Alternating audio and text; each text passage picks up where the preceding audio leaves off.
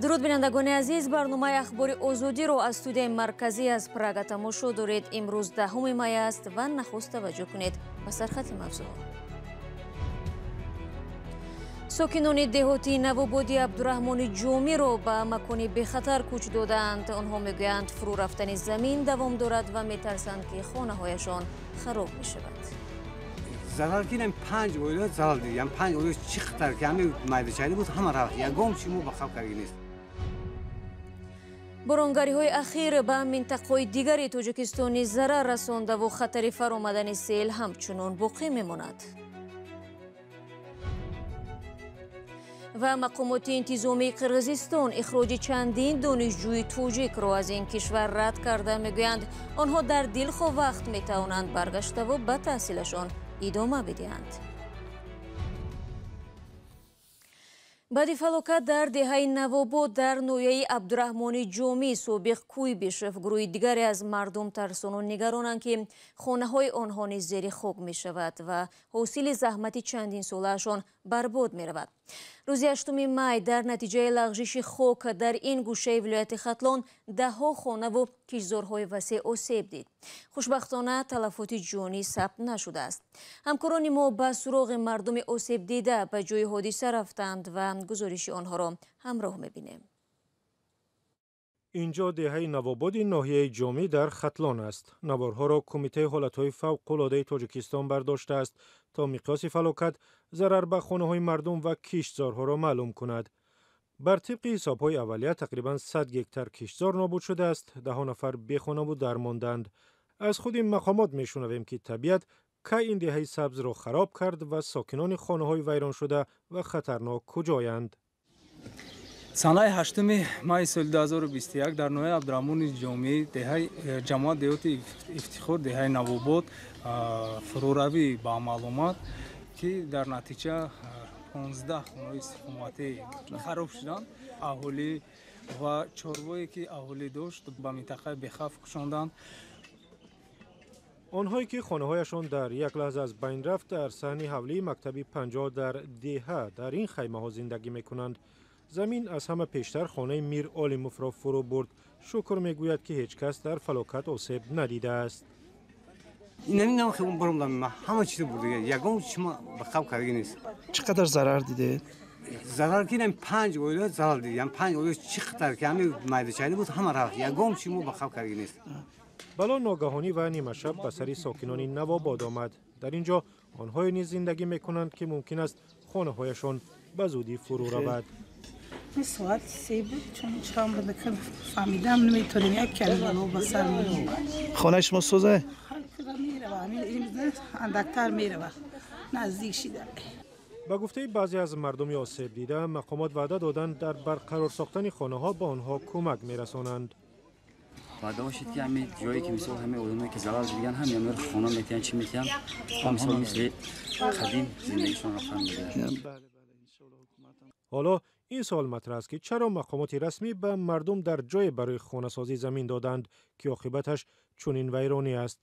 мақомот мегӯянд таҳқиқ нишон медиҳад ки чаро чунин ҷои ҳамворе ба вайрона табдил шуд. сабаби лағжиш ин асосӣ ҳамин эрози худи замин аст ва фурӯравии замин ба амал омадагӣ аст.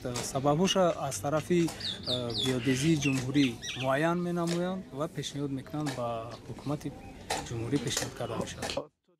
тоҷикистон яке аз кишварҳои осебпазир дар баробари фалокатҳои табиист ва аз соли 1992 то соли 2020 обхезии сел ва заминларза ва лағжиши хок ба 7 миллион нафар осеб расонидааст ва иқтисоди кишвар тақрибан $2 миллиард зарар дидааст. дар 5 рӯзи ахир ба ҷуз аз ноҳияи Абдураҳмони Ҷомӣ дар дигар минтақаи Тоҷикистон низ офатҳои табиӣ рух додааст. мақомот гуфтанд сокинонро ба ҷои бехавф кӯчонда ҳаҷми зарари расидаро муайян хоҳанд кард. ҳамкорам Раҷаб Юсуфӣ ва Шаҳлои Абдулло дар ин бора тафсилоти بیشتر می‌دهند. مقامات کمیته حالت‌های فوق‌العاده تاجیکستان گفتند در هفته اخیر حداقل در 8 شهر و ناحیه کشور سر زدن آفت‌های طبیعی ثبت شده است. از جمله در ناحیه‌های اشت، دوشیش ولایت سوخت، مومن‌آباد، خاولین، شهر کولاب ولایت ختلان و ناحیه سنگوار آبخیزی سر زده است. مقامات گفتند در شهر پنجکن سنگریزی به منزل ساکنان آسیب رساند و آنها 12 عائله را به جایهای بی‌خوف کوچاندند. دفتر مطبوعات کمیته حالتهای فوق‌العاده میگوید آفت‌های طبیعی در کشور اساساً از روز 5 می و به دنبال بارانگری‌های شدید سر زده است. سخنگوی کمیته درباره ضررهای آفت‌های طبیعی و تلفات چنین گفت: در اون ناحیه حالتی مرگ شهروندان به قید گرفته نشده، شکر خدا. نه ضرر جسمانی، نه اگه مثلا مجروحیت، نه مثلا ففتی چربهایشون به قید گرفته شد. نه، یگانه ضرری که رسید این به میدانهای نزد حملگیشون آبولوی قدر آمد و بعدا در منطقه ناحیه دیوشتیج تخمانه هایشون آبولوی قدر آمد. همین رو به قید گرفته شد. در همین حال مقامات هشدار می‌دهند که خطر آمدن سیل زیاد است و ساکنان باید احتیاطکار باشند. مسئولان کمیته حالتهای فوق‌العاده گفتند کارمندانشان را به حالت آماده باش درآوردند و وضعیت را زیر نظارت دارند. هرچند برخی از ساکنان در منطقه‌های آفاتزاده گفتند کمک ضروری دریافت نکردند. تاجیکستان همه سال در فصل بهار شاهد سر زدن آفت‌های طبیعی می شود. در سالهای گذشته آمدن سیل و سنگریزی چند نفر را هلاک کرده است. مولا رجب یوسفی شهلای عبدالله، آزادی دوشنبه. قرغیزستان بیرون کردن دانشجویان توجیک را از قلمروش دور از حقیقت نامیده است. در این باره بعد یک آگاهی جزئیات می‌دهیم.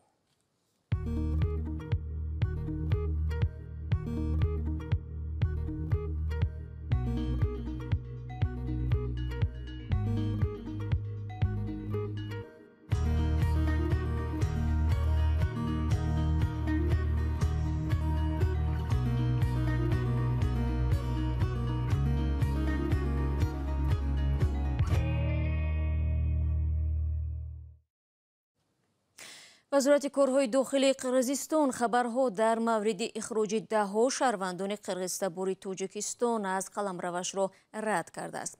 به قول این نهاد اخراج تنها در صورت قانون ویرانکنی و با حکم دادگاه صورت میگیرد.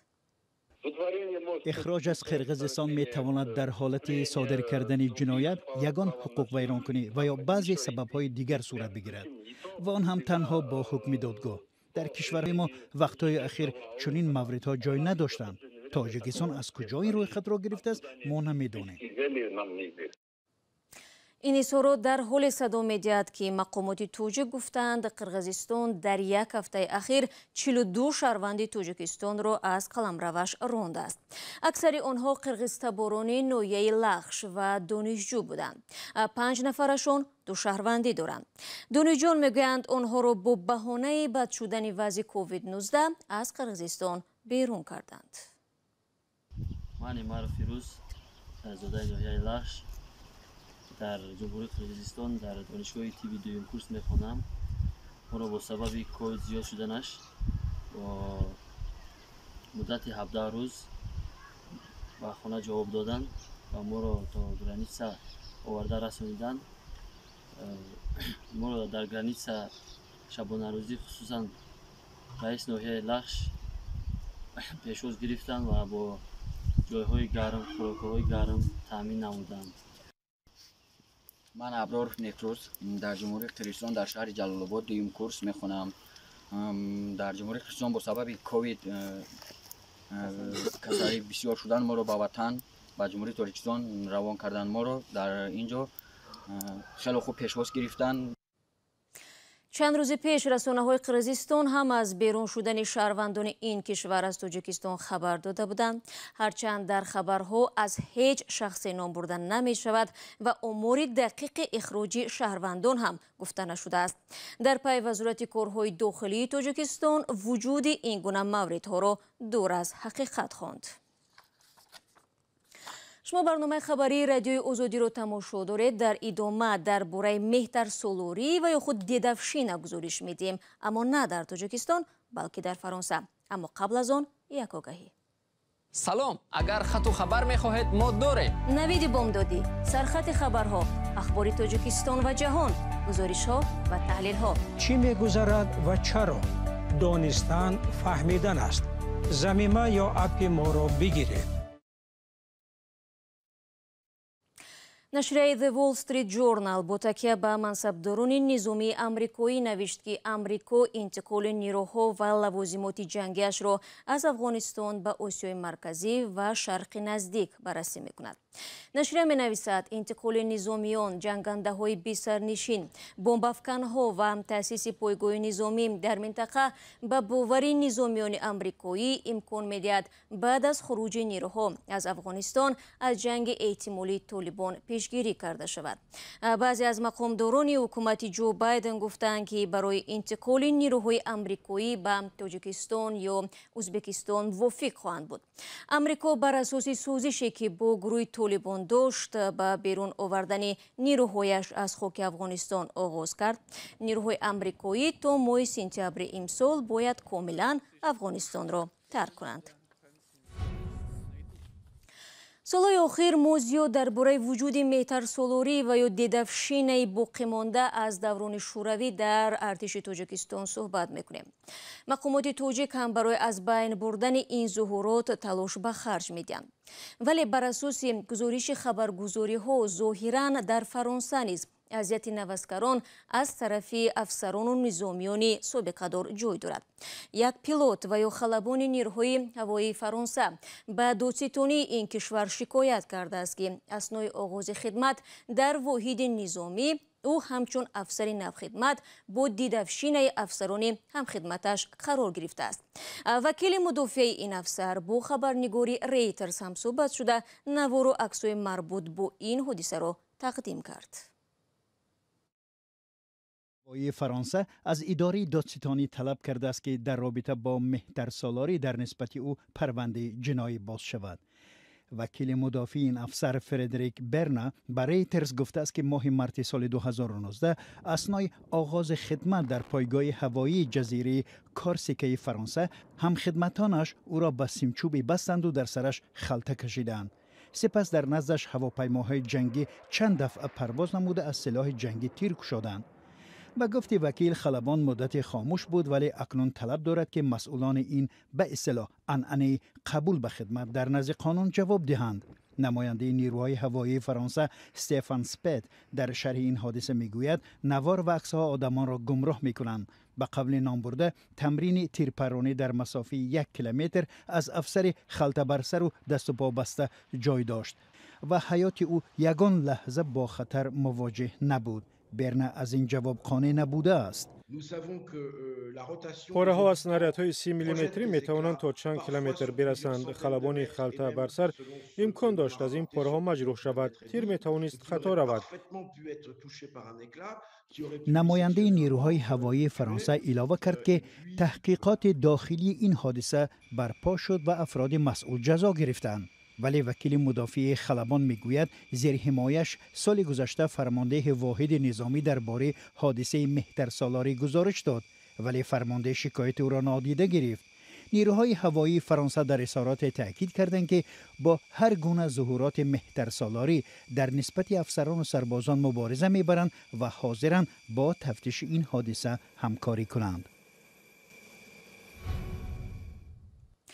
як гурӯҳ хайркорон аз деҳаи кулангири ҷамоати Ҳайдар Усмони ноҳияи Бобоҷон Ғафуров тӯли як моҳи Рамазон тасмим гирифтанд ки ҳар саҳар то 100 кило ош пазанд ва ба хоҳишмандон тақсим кунанд.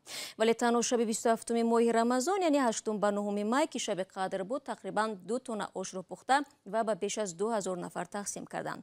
ин миқдор ошро 6 ошпаз бо истифодаи 120 кило гӯшт, 450 кило биринҷ, 150 кило равған, 550 кило сабзӣ ва 150 кило пиёз омода карданд. ин хабари охири барномаи имрӯз аст. ташаккур аз шумо ки пайваста моро тамошо мекунед. ёдатон наравад, аз он фардош моро бо хабарҳои тоза мунтазир хоҳам буд. худро эҳтиёт кунед ва худо нигаҳдоратон.